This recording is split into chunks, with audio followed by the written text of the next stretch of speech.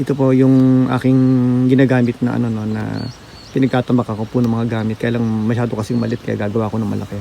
Tapos ito na po yung mga ano no, yung mga gamit ko no, para makagawa tayo ng meron tayong ilaw sa taas, tapos yung sensor natin para sa mga baboy damo pag in case na dumating no. Tapos ito na po yung ating pakwan nasa harapan po no. Bali 4 na puno po yan no. Tapos ito na po yung ating yan melon po to. Tapos ito po yung kalabasa. Ilang puno pa yan? 4 na puno po ng kalabasa no. Ayan, nakita po umaangat na po siya no. Ito naman po yung ating ano no, yung tomorokoshi po natin no, yung corn no. Ayan. Nagsisimula na siya umakyat no. Yung bunga niya po no. Ayan. Nasa kabila naman po, ito naman po yung ating repolyo no. Meron siyang net kasi maraming mga insect eh. Tapos yung doon po yung broccoli po, pero na-harvest na po natin yung iba. Kaya makikita pa natin wala na po siyang ano no. Wala na siyang bunga kasi nakuha ko na eh. Pero magbubunga po yan no. Yan. Tapos sa kabilang ano naman, katabi po ng ating repolyo, ito na po yung okra natin no. Yan, nagsisimula na siyang lumaki. Okay. Tapos sa kabila, nasingitan ng kalabasa. Okay. Tapos sa kabila po ng ano, ng okra, ito na po yung ating ano no, yung ating talong. Mga binigay lang po kasi ito no. It was ano given to me by the other farmer, so we have ano additional what do you call this? Talong, or we call it naso in Japanese. Okay. And this is our satsumai mo. Yung kamote po natin, ito na po siya no. Katabi po ng ano, katabi po ng talong. Tapos yan, meron tayong kamote diyan. Tapos dito rin meron tayong kamote dito no. Parang 1 month pa lang po eh itong kamote na to no. Ayan.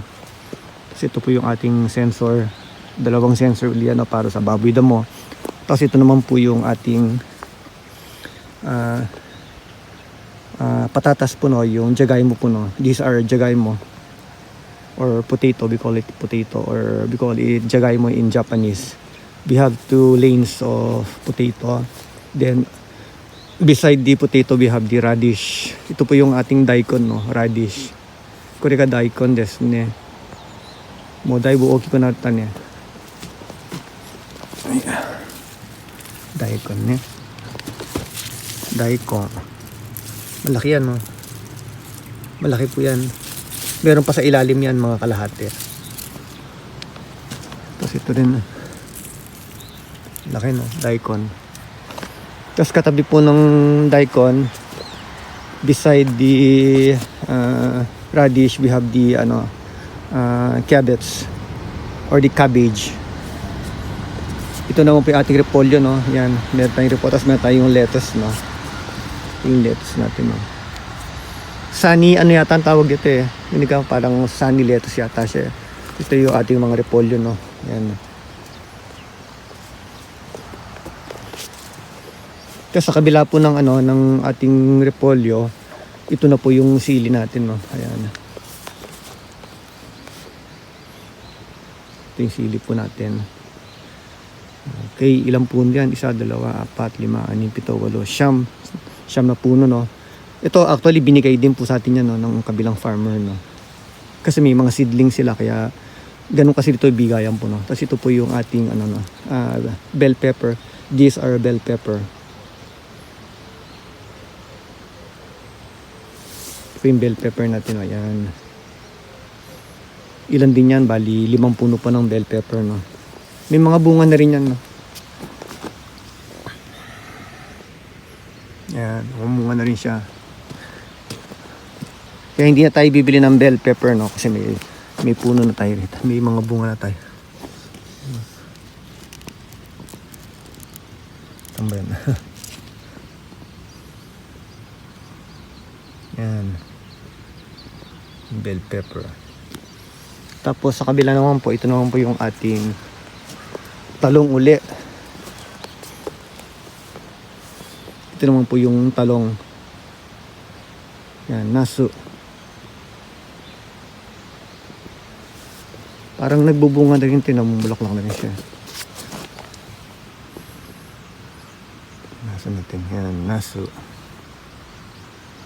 Tapos, beside naso, we have the tomato.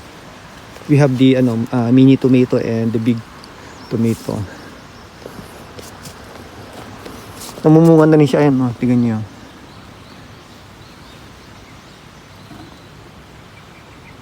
Yan, kaya lang di pa siya naninilaw. Ayan. Meron tayong net, no, kasi kinakain nga ng kinakain siya ng mga ibon pag nagdilaw, no. Ito sa kabila, ito na po yung ating yung ampalaya. This is our Goya. Yan, Goya. This is the regular Goya or ampalaya, and this is the white. Ito puti ito pitong puti siya na Goya. Hindi pa rin ako nakakain ito, no. Tapos ito na po yung ating cucumber po natin, no. Ayan. Very big cucumber. Maliit pa lang siya pero may bunga na, di ba? Nakakatuwa, di ba? Tapos sa kabila rin, 2 puno po ng cucumber to dito tayo sa kabila. Yan. Ang laki, di ba? Nakakatuwa Okay. Bali yan na po itsura niya. Tapos naglagay din ako ng ng division kasi ibang lot kasi itong sa kabila. Ito yung sa atin kaya ako lahat na naglagay po nung para magkaroon po ng division, para makita, para hindi tayo lumagpas sa kabila. Tapos ito po yung mga ating mga gamit, no, na magtatayo ako ngayon, pero susubukan ko muna yung yung pinaka-pundasyon muna, saka yung pinaka structure niya muna ang gagawin natin, no. Ayan. Okay, hanggang dito lang po muna, no. Pagka natapos na, para mas maganda tignan, no. Ayan. Bali yan na yung itsura niya. Yan na yung ating pananim.